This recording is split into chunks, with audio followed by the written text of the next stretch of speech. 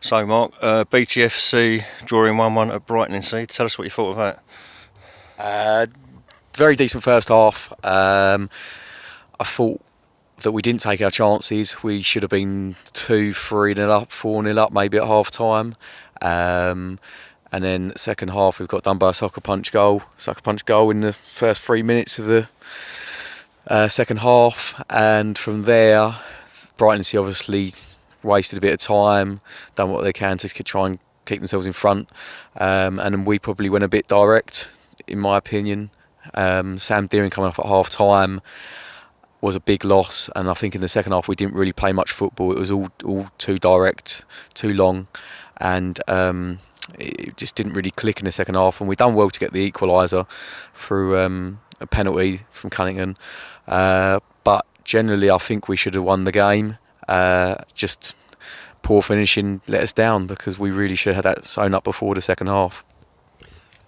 Do you think we've blown our chances of winning this league now? We're just 3 points ahead, aren't we? Even number of games, and we could have been. I mean, we had 7 games in hand at one point, so we would have been 21 points ahead.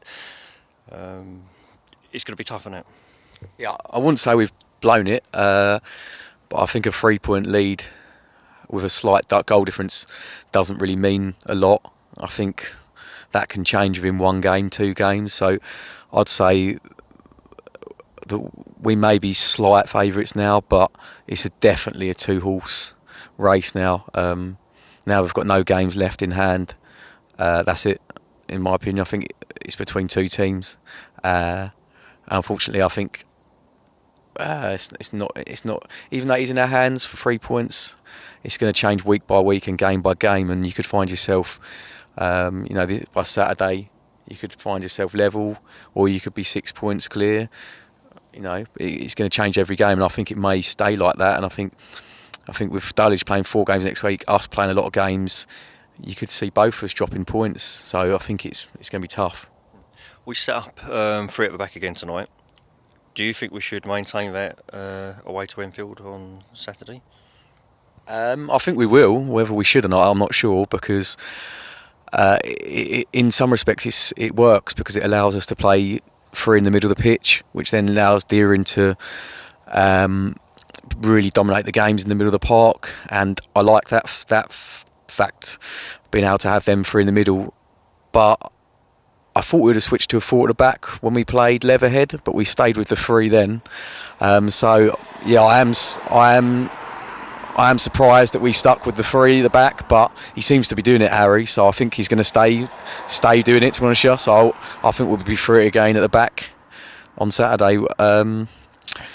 Said I do like some parts of it now, but on the other hand, I do think it does leave us open. But we have stopped conceding a lot of goals. The goals we are conceding are from set pieces, which has nothing to do with the 3 at the back. So if you look at the goals we've been conceding, it's all just crosses into the box. So that shouldn't really make much difference. I just think we seem to be flapping a lot of them and not clearing our lines. So I don't think that comes down to the formation. It's just errors. It's just basic errors. Do you think we miss the height of Rob Swain? Yeah, because we're not that tall at the back, are we? And as I say, yeah, again, we're having trouble dealing with crosses, and again tonight we proved it as a scrappy goal to concede, wasn't it? Yeah, I mean Swaney's a sort of defender, and that sticks his body in the line, sticks his head in the line, and he wins a lot of headers, he wins a lot of clearances. So I definitely think that having Swaney there would have only been an advantage. I don't think it would have been a bad thing at all. So I think not only missing him for that, I think missing him for an actual body as well, because we haven't got huge numbers to play defence now, and we've only sort of got Kizzy, Inman, Josh, and then Payne can drop into centre back. We haven't really got tons of options. We've got a lot of games coming up now, so I think that it's going to be tough. We can rotate in other areas quite well, but defensively we've not got many options to rotate. I did see Kevin Foley warming up today beforehand, so that's positive, and he can slip into the back 3, or he can slip into a back 5 playing wing backs. So hopefully he's back sooner rather than later, because that's another option, so that would help. Again, he's not got the height, which we seem to be coming unstuck. A lot of teams are putting balls in the box, and that's where we're coming unstuck. So yeah, I think Swain's a big loss. Finally, Mark, who is your BTFC man of the match tonight?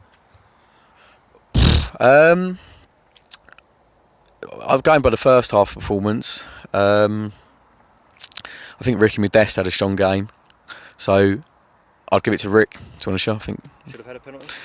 I think we should have 2 penalties, and we got one of them, but we didn't get the second one. But I'd probably give it to Rick. I thought Adam Cunnington done really well when he come on, and he's the one that won that penalty for us as well. But I'd give it to Ricky. Thanks very much.